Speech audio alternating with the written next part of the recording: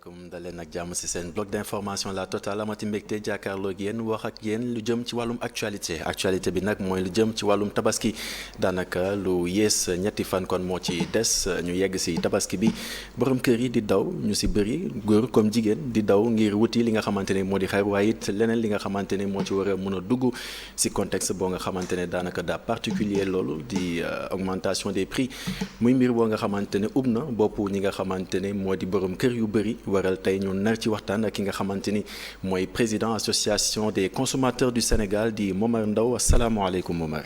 waaleykum salaam wa rahmatulah maa ngi lay nuyu li seetaan ci biir réew mi ak bitim réew mi télévision. alors ñu nekk ci contexte bu assez particulier ci jamono joo nga xamante ni crise ñu ngi koy wax bëri na torop que mu nekk Sénégal mbaa sax ci àdduna bi yëpp muy mbir woo nga xamante ne na bopp njaboot ñu bëri wax naa ko sànq mbir moom ban situation la inspiré jamono ji. waaw situation bi ma inspiré mooy situation sénégalais yi dañoo sonn jaaxle parce que depuis plusieurs mois njëg yi ñu ngi yokk yu métti yoo xam ne daanaka booy xool amul dara loo xam ne yokkuwul ci réew mi actuellement yokk yoo xam ne tegul ci yoon mën nañ comprendre yokk boo xam ne am na raison valable ñu comprendre ne bon lii ak lii moo tax. comme pour yow yokk yi tegul dara ci mais yokk yu ci ëpp ci yokk yi tegul ci yoon.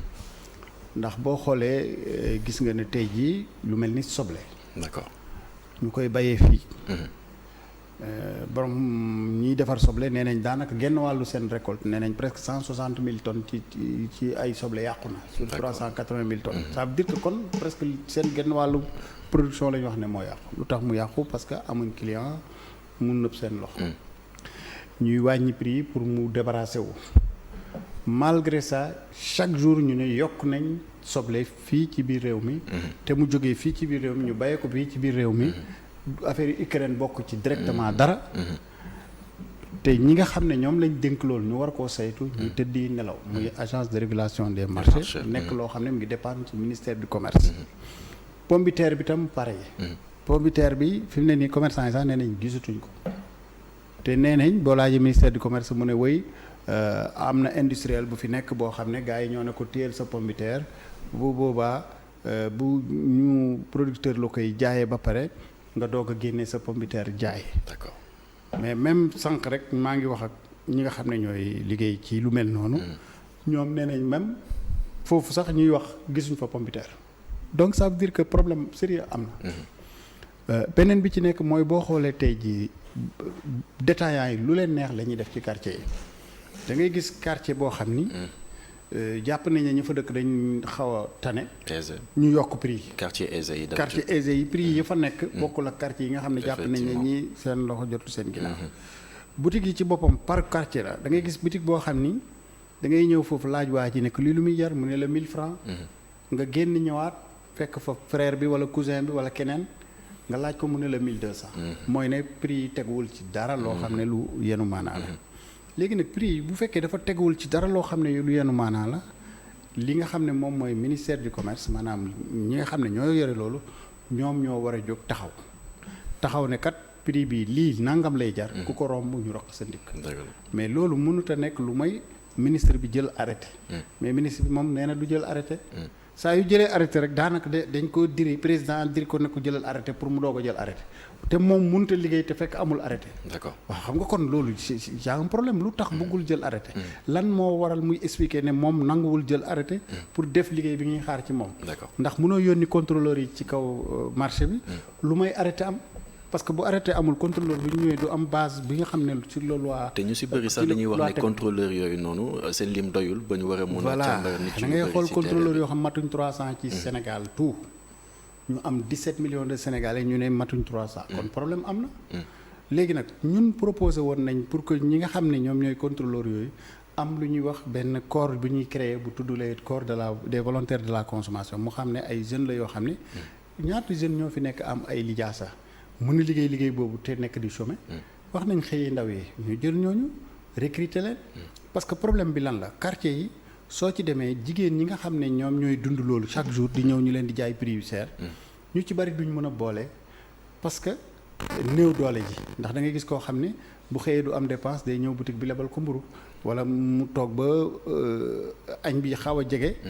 kii bi jeex gaz bi jeex. te jëkkër ji dem liggéey mu ñëw waa ji lebal ko gaz.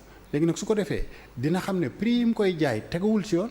mais du ko boole parce que day bañ. su ko boolee dootu ko lebal wax kon loolu moo tax ñu ne woon lépp li nga xam ne day gérer mbirum prix yi dafa am benn loi bu tuddoon loi 94/64 du 22 août 64 sur les prix. 22 août 94 sur les prix la concurrence et le contentieux économique. D'accord. ñu ne loi boobu comme dafa wax les prix sont libres. sauf en cas de difficulté. ñu ne nañ ko moolaat. suñ ko moolaatee ñu ne yenn produits yi ñoo libre mais produits sangam yi nga xam ne mooy produit de première nécessité yi yooyu état moo koy fixé mais su fekkee état deful loolu du mun a fixé benn prix ndax dañ naan libre la daanaka dugg nga ci biir waxtaan bi waaye ñu fàttali itam sénégalais yi xam nañ ko yow yaay président association des consommateurs du Sénégal daanaka mbir moomu noonu yàgg na 33 ans bu mu juumule nga nekk ci bopp bi yan ak yi la ñu mën a jàpp li nga xamante ne kon association des consommateurs def na ko mu ubbeek bu mu tàmbalee kon xeex ngir consommateurs yeeg léegi rek ak bu mujj rek mooy yaa ngi fàttaliku fii barki Dembo Ndiaye état xëy na fi ne day yokk suukar ministère du commerce ñoo ko départ nee na dañuy yokk suukar bi ñun ñoo fexe ba président waxaat ministre bi dellul ginnaaw donc chaque jour ñu ngi ci loolu barki Dembo Ndiaye ñi ngi bokk ci li nga xam ne moom la ñuy wax comité des prix ndax prix yenn yi nga xam ne dafa jógee bitim réew mu mel ni ki diwlin gi nga xam ne day yokk di yokk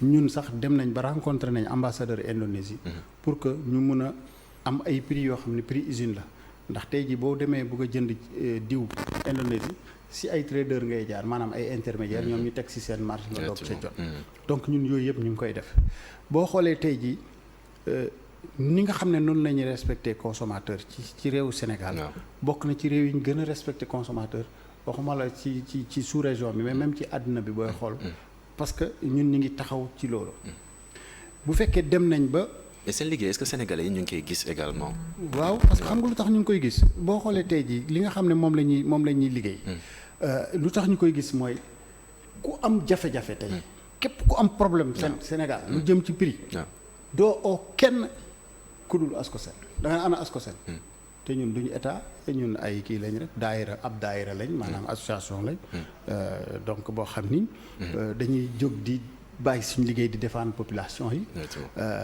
di bàyyi suñu intérêt di défendre intérêt population yi donc tey ji ku jotee ak policier sax ñun ngay oo loolu rek moo lay won ni ñu centralé ci liggéeyu li nga xam ne moom mooy défendre intérêt consommateur yi ku am problème mu location amul fenn fooy dem soo demee tribunal ñu ne ndax dem nga Ascosen ndax dafa compliqué soo demee police ñu ne la demal Ascosen boo demee préfecture loolu xam naa dina bokk sax si biir suñu waxtaanee poñ waxtaan kon loolu mooy wone niñ nekkee lu central ndax tey ji ñun rek la nit ñi am fu ñuy jooyee da ngay gis ku joteeg policier koy oo policier da nga naan non policier lay défendre su ko defee su fekkee amul structure yoo xam ne dañ leen teg pour ñu mun a aar yooyu te loolu liggéey état la état moo ko war a def moo war a protéger consommateurs yi donc ñun ñu ngi def liggéey boo xam ne liggéeyu état la te état fayu ñu dara au contraire te réew yi développé yëpp yu organisé yëpp boo demee France boo demee États-Unis Côte d'Ivoire Bénin et cetera dañuy subventionné association consommateur fii ci Sénégal wax nañ ko ci papier mais subventionné d'accord muy mbir yu am solo xam naa dinañ ci gën a ñëw ci kanam gannaaw xibaaru mareex yi gën a yaatal muy président association des consommateurs du Sénégal muy Momar Ndao kon nekk fii ngir taxawu ñi nga xamante ne mooy way jëfandiku yi muy ay waxtaan yoo nga xamante ne nag mi ngi tënku ci tabaski bi nga xamante ne ñu ngi koy waajal daanaka ay fan yu néew moo ci des ngir ñu taxawal ko wala boog ñu amal ko ci kanam tuuti kon gannaaw xibaaru mareex yi ñu ubbi waxtaan bi wala boog yaatal waxtaan bi à tout à l'heure.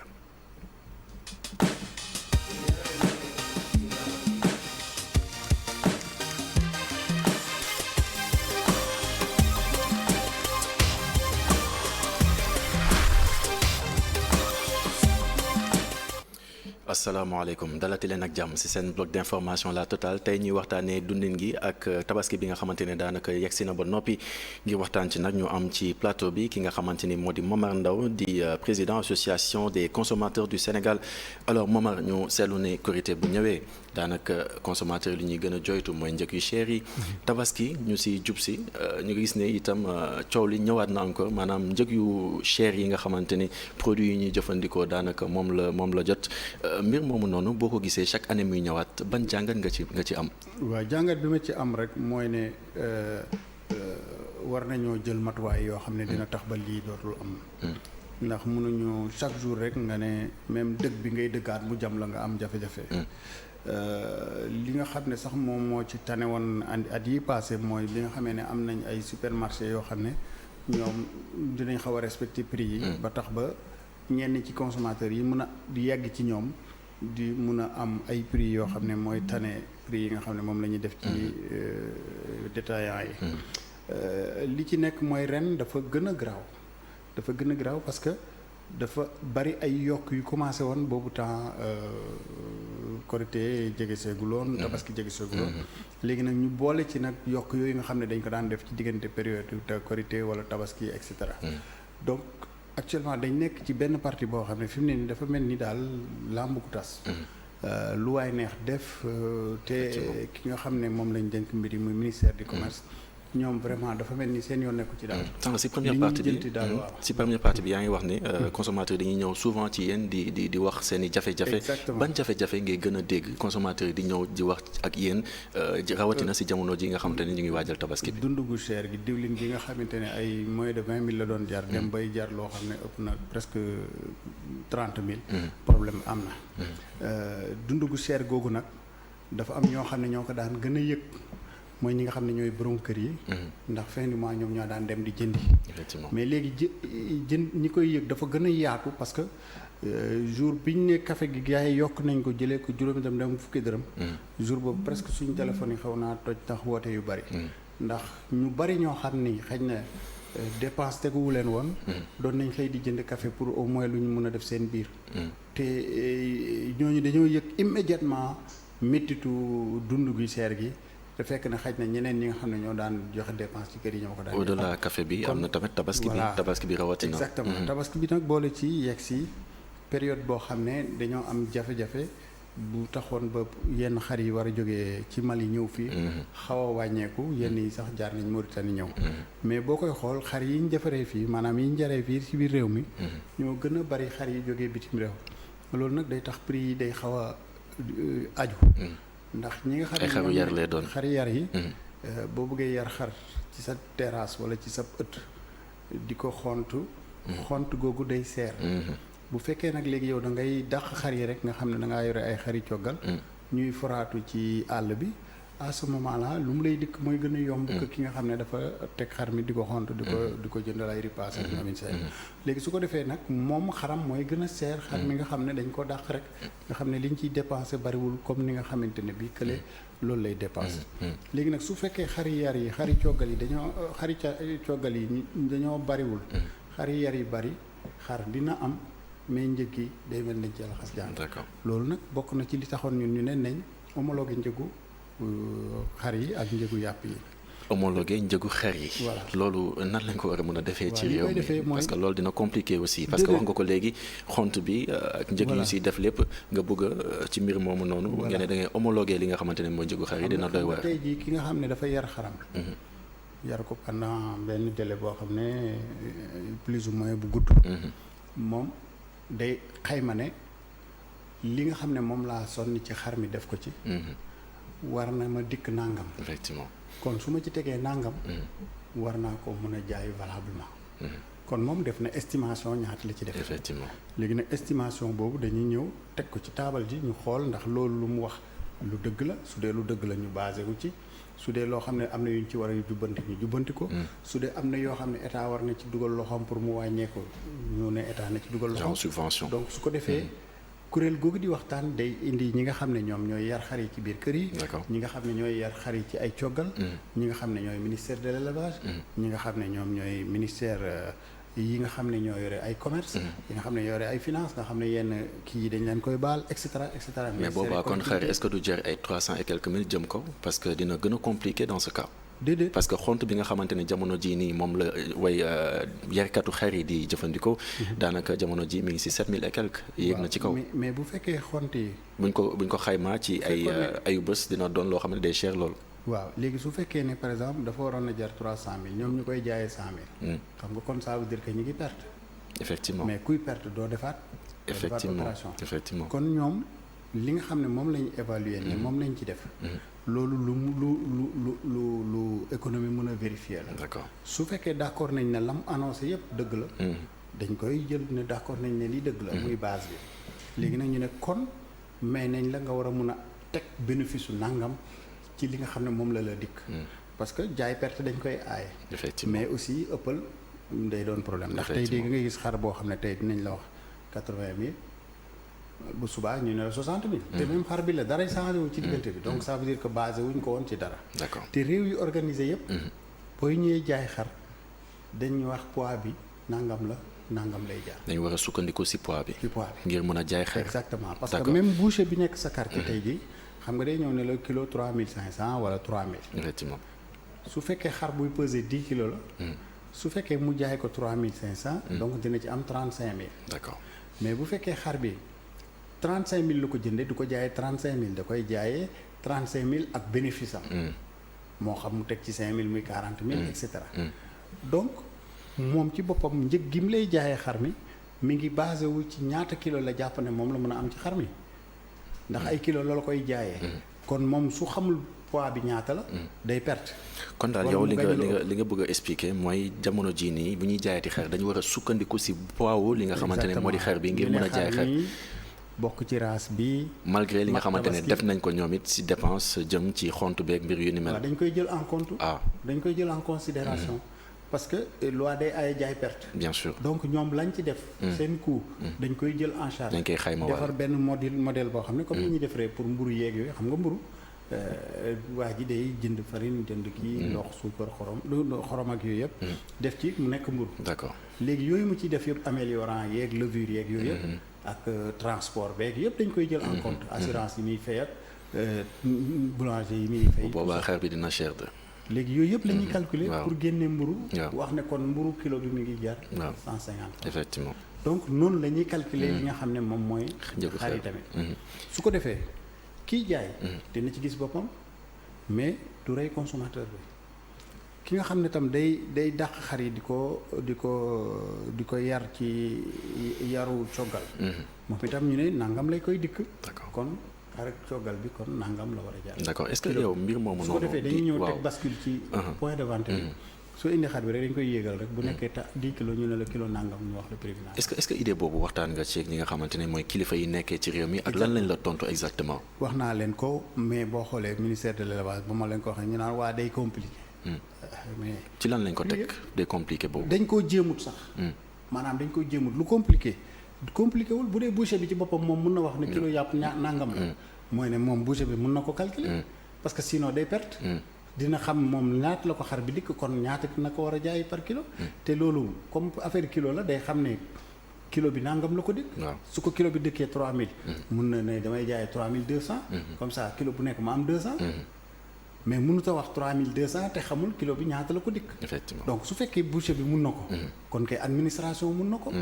ndax administration ñoo ëpp expert boucher bi. du dëgg. te li boucher bi di def yëpp administration xam na ko de A à Z. kon lu mën a nekk la. ndax tey prix yi nga xam ne dañ ko homologué yëpp moo xam ceeb moo xam diwlin moo xam. suukar effectivement dañuy analyser. par exemple suukar bi dañuy xool usine bi ñaata la jënd ci. li nga xamante ne bi moom mooy engrais. ñaata la ko coûté. machine yi muy jënd ñaata la ci remboursé. donc day am ay paramètres à prendre en compte. ngir mën a évaluer prix yooyu noonu. ñu ne nag léegi kon yow soo jaayee kilo nangam. mooy ne gañe woo dara pertoo dara. d'accord ñu ne kon léegi dinañ la may nga teg ci nangam. loolu mu nekk lu jaar. est-ce que waxtaan nga ci ak éleveurs yi itam parce que ñoom it am nañ ci wàllu bu am solo. bu ma commencé jot naa cee waxtaan. parce que depuis plusieurs années maa ngi leen koy wax. wax naa ci ak kenn ci président éleveurs yi. mais ñoom d'accorduñ ci. muy problème parce que ñoom pour ñoom dañ foog ne suñ ko defee dañuy perte. bu dee kilifa yi d'accorduñu ci éleveurs yi itam d'accorduñu ci donc problème am na. waaw mooy li ma wax. waaw parce que tam état dañ koy organiser. ndax organiser état mooy ñu ne képp ku nekk ca la nga nekk. na nga ci gis sa bopp. waaye sans pour autant moo xam nekk ne rek tegul ci yoon. mais bu nit ñi tegul ci yoon état moo leen war a teg ci yoon. parce que état mun na wax ne écoutez lii nii dama koy homologué ndax état mooy wax politique de prix da ngay gis état day xëy ne prix bi nangam lay jar. mais du ko wax ci air bi da koy teg ci dara su ko defee ñëpp dañ ciy tënku donc état su bëggoon a def loolu da koy def immédiatement ñu régler ko alors defu ko contre éleveurs yi effectivement defu ko contre teefanke yi defu ko contre boucher yi mais pour les consommateurs voilà, notamment dañ ko def pour ñoom ñëpp kenn ku si nekk gis sa bopp effectivement sans pour autant que maanaam ñëpp mos te kenn du mu xam effectivement kenn du si gaañu alors muy mbir yu am solo xam naa nañ ci gën a yaatal ak ñi nga xamante ñooy éleveurs yi ñoom it comme que nee nga d'accord ñu si parce que dañuy jàpp ne dañuy perte loolu mais sànq wax nga ko itam muy ay consommateurs wala boog ay boutiquiers yoo nga xamante ne daanaka dañuy ubbi seen boutique benn Abdourahmane ñëw ubbi boutique am jékki-jékki am boutique am quelque part rek lu ko neex lay jaay prix yi lu ko neex la koy jaayee alors loolu ARM lan moo ci wàllam exactement ARM moom moo yore lépp lu jëm ci régulation marché yi li mel ni ay soble ay pomme de terre ay carotte affaire yooyu effectivement mais defut liggéeyam parce que moom moo war a wax yow baykat bi compte tenu que nangam bi lii la dikk yaa ngi ko war a jaayee nangam boo xam ne ci sa buntu tool soo ko fa tegee saaku bi nit ñëw jënd si ko nangam nga koy jaayee kilo bi parce que mbir yooyu dañ koy jëfandikoo lu bëri ci tabaski exactement léegi nag su ko waxee ne ko yow yaa ngi war a jaayee bord champ maanaam boo tegee sa soble ci sa tool yaa ngi ko war a jaayee 250 exemple léegi parce que moom calculer na baykat bi ñaata la ci war a am ba tax mu ne kon su jaayee nangam dina ci génn waaw boo ko waxee 250 ngay jaay lu tax nga ne commerçant bi ne jaay lu ko neex maanaam yow da ngaa bëgg a noot baykat bi mais consomme commerçant bi mu def lu ko neex loolu mënut a nekk normalement da ngaa war a wax commerçant bi nangam ngay jaayee commerçant bi yow lii mooy li nga xam ne mooy sa marge su ko defee prix bi la ñu war a jaayee consommateur effectivement mais boo waxul prix bi ñu war a jaayee consommateur tey jii ku mu neex jaay kilo soble 1 million te kenn du ko tere parce que amul arrêté mais boo defee arrêté ku ko jaay lu ëpp li nga xam ne moom la arrêté bi wax yoon dal sa ko mais ministre bi nangu la jël arrêté lu tax voilà le problème de fond parce que munoo tere nit ñi dara te waxoo li nga xam ne moo tax nga tere ko am na soo loo xam ne amul dara lu ko tere kenn du ko tere da nga koy def d'accord mais bu fekkee ne am na lu ko tere ne njëg lii kenn amul droit romb prix bi maanaam arrêté boo xam ne ministre du commerce moo ko bind à ce moment-là doo am droit yokk ko su ko defee ku yokk ñu dal sa kaw su fekkee nombre de personnes yi nga xam ne ñoom lañ am ñoom doyul ñun proposé nañ leen ne leen nañ jël def li ñuy wax corps des volontaires de la consommation maanaam xale yu góor yi nga xam ne ñu ngi ci liggéey ak jigéen ñi nga xam ne jàng nañ école am nañ formation boo xam ne permettre nañ ñu mën a def liggéey boobu ñu jël leen solal leen ñu nekk ñoo xam ne ay auxiliaires la ñuy doon suñ nekkee ci quartier bi ku yokk prix bu normalu ñoom ñu wax ñu verbaliser la bu ko defee ñu verbaliser leen yëpp delluwaat ci yoon réew mu amul organisation ba ca xoolee doon te loolu moo am actuellement ci commerce alors sànq wax nañ ko itam muy crise yi nga xamante ne daanaka am na ci réew mi crise Covid ay jamono amoon na fi ndax sax yenn produits yi yokk woon crise li nga xamante ne mooy russo-ukrainienne bi tamit ñëw yokk yenn produits yi seen njëkk alors est-ce que yow jàpp nga ni loolu tamit lu évident la. waaw ba tax ñu war a mun a yokk yenn prix yi aussi. waaw effectivement prix yi commencé woon na yokk. bi ñu génnee ci Covid bi relance commencé am. te conteneurs yi demee boor. prix fret bi yokk. bien sûr bokk na ci li yokkoon yenn njëgi produits yi. ñu jënd bi réew. boobu ba léegi nag ñu ngi ci nekk di liggéey. état bi am na ci ay efforts yu bari yu mu def yu jëm ci fexe ba. renoncement des yokku taxes notamment. waaw. ginnaaw bu ñuy waxtaan ak moom toujours mais problème bi mooy tey ji boo xoolee ci diggante bi ñun sax waroon nañ am wàññitee li nga xam ne moom mooy farine bi ndax blé bi dafa waroon wàññeeku waaye entre temps guerre bi tàkk mu yéegaat kon li jëm ci carburant bi lu jëm ci gaz bi lu jëm ci lu mel ni blé beeg yooyu état génne na milliards yu bari def ko ci waaye du yooyu rek du yooyu rek bu ñu demee ba nga xam ne li ngay dundee tous les jours muy café muy meew muy tamaate muy. café gis naa ne yitteel na la torop café moom yaa ngi koy wax lu bëri. non parce que. waaw musuma gis ñu yokk dara.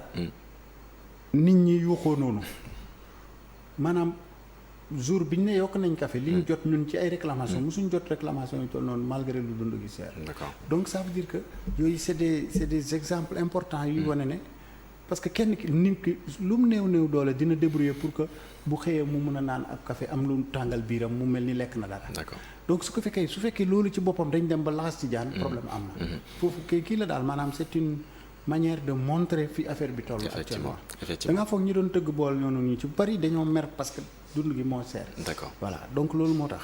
donc tey ji yooyu noonu produit yooyu nga xam ne ñi ngi nekk ci biir réew mi te commerçant yi di def lu leen neex li population yi di xaar mooy état ñëw taxaw ñu sentir ne état ngi jéem ak lu métti métti par exemple ñun pendant longtemps dañ kii ak état ne ko bul yokk état ne du yokk moom itamit.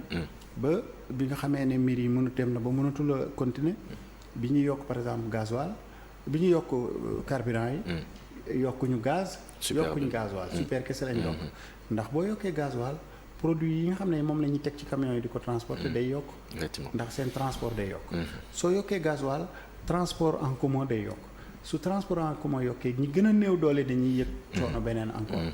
te ñun dañ ne ñi gën a néew doole nañ leen protéger par rapport ak ñi nga xamante ne tane nañ.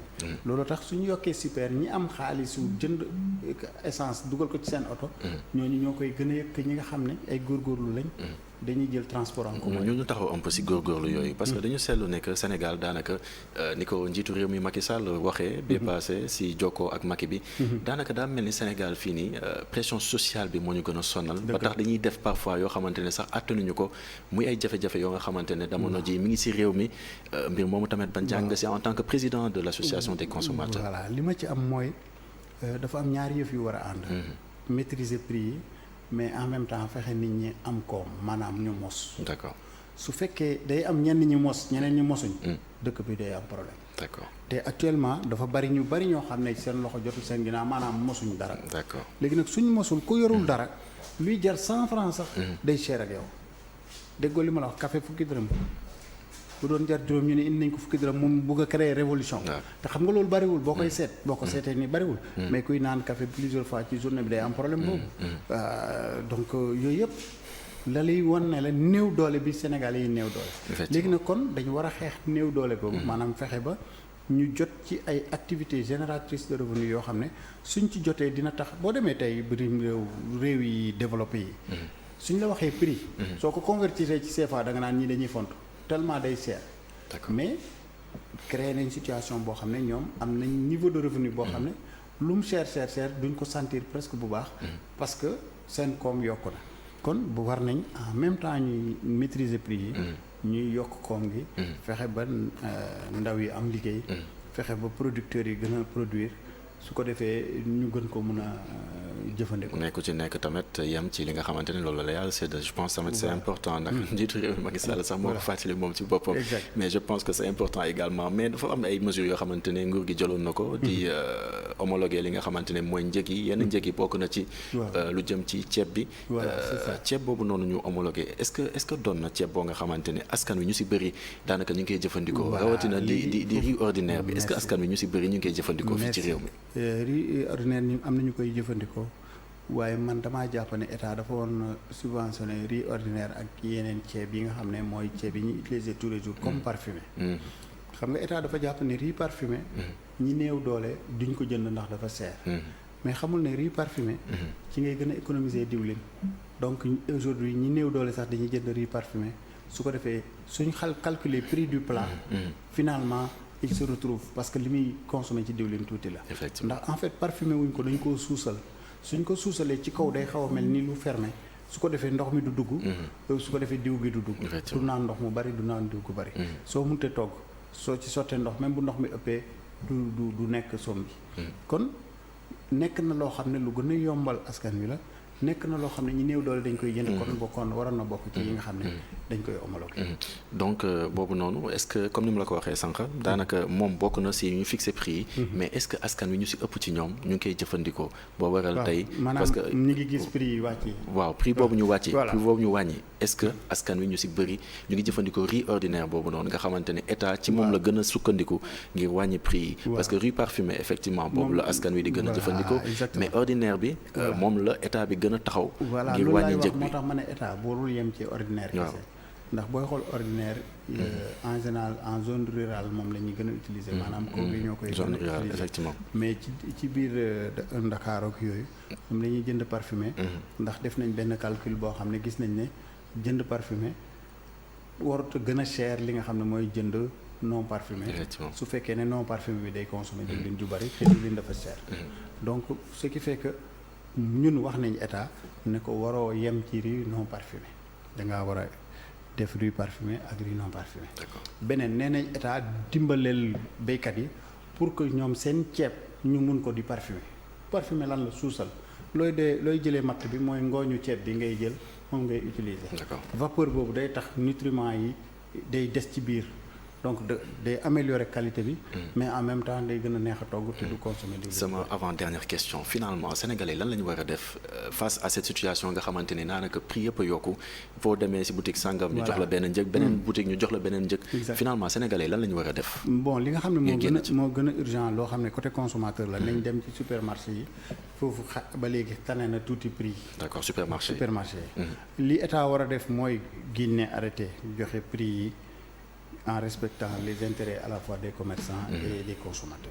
su ko defee ñu wàccee ñi nga xam ne ñoom ñooy kii ci mbedd mi contrôleurs yi population yi jàppale leen koo xam ne da ngaa bëgg a teg lu yoon lu waxu ñu teg la ci yoon. loolu daal moom mooy solution bi loolu mooy à court terme. maintenant à moyen terme ñu def li nga xam ne moom la population yi soxla dégg naa am na ay test sax yu gaa yi commencé def di bay blé muy nangoog yooyu. su fekkee dañ ne ñun mënuñoo lekk mburu comme ni tubaab yi lekkee mburu nañ fexe seet nu ñu defee promotion mburu boo xam ne li muy jël ci blé tuuti la farine bi bari farine locale bi nga xam ne 1000 la wala yooyu. beneen bi aussi mooy ñu fexe ba bay fi blé. maanaam li ñuy jéggaani bitim réew daal nañ fexe ba def ko fii ci biir réew mi. ndax loolu mooy li nga xam ne mooy indi suñu mucc mais bu boobaa nañ protéger. ba nga xam ne filière bi du am kenn ku ko yàq comme ni ñu yàqee soble. alors Momar mënuma la woon am ci plateau bi te laajuma la lu jëm ci wàllum loyer. daanaka askan wi dañu sonn loolu jëm ci wàllu woowu noonu. parce que am na benn rappel boo xamante ne ministère en tout cas benn ministère génne woon na ko. j'ai oublié le ministère du commerce si je ne m'abuse. muy fàttaliku décret 77 527. du 23 juin 1977. jëm ci caution yi nga xamante ne ñu ngi koy laajte. yenn saa yi muy dem ba 4 mois ba 5 mois. ñuy wax léegi ñaari mois la war a yem. est-ce que mesure boobu ñu ngi koy respecté sur le terrain wala boog. gis nga ay waaw am na ñu bari interpellation jëm ci loolu. respecté wuñ ko mais am na ñu koy respecté ñu bari parce que tey jii am na ñoo xam ni booy dugg da nga naan waa ji déet man léegi loi bi nee na 2 mois laa la war a jox benn mois d'avance ak benn mois de caution. am na ñoo xam ni lu ñu leen teg ñu tegoo ko duñu wax dara parce que dañu nekk dans une situation am problème feneen war a ñëw feneen lu ñu leen wax ñu d'accord mais yoon may na la su la bëggee laaj loo xam ne ëpp na loolu nga saisir ñi nga xam ne mooy ministère du commerce. direction bi. est-ce que bëri na interpellation jëm ci wàllu. waaw ñu ngi am nañu ay interpellation yu bari ci loolu. mais gis nañ ne tam nit ñaa ngi koy xaw a respecté. waaw gis nañ loolu. alors mu nekkoon Momar Ndao peut-être dernier mot bi. waaw dernier mot bi daal mooy mbéjum kanam borom a koy fajal boppam. consommateurs yi dañoo sonn boo xam ne tey jii li ñuy xaar mooy gis état muy jéem. su jéemee sax ba tële ñu xam ne état mi ngi jéem. mais ki fi toogal état muy ministère du commerce jéemul moom mu ngay jéem leneen muy ci affaire yi élection yi. élection nag boo ciy dem day fekk ne yow da ngaa lañ la sant yaa ngi koy def mais lañ la sant bu dee defoo ko di xaar nit ñi votel la gisuma ko la votel donc daal mbéjum kanam borom a koy fajal boppam nag consommateurs yi xam ne. ñoom daal ñooy décider. alors interpellation baa ngi noonu jëm ci kilifa yi waaye ci askan wi ku ci nekk kon def li nga war jëm ci fête bi notamment ngir ku nekk mën a passer fête gu mucc ayib man nag fii laa yem ak yéen ci waxtaan wi ëllëg laa leen di joxaat rendez-vous ci bloc d'information La Totale ak beneen invité di waxtaanee beneen sujet d'actualité jaa ngeen jëf.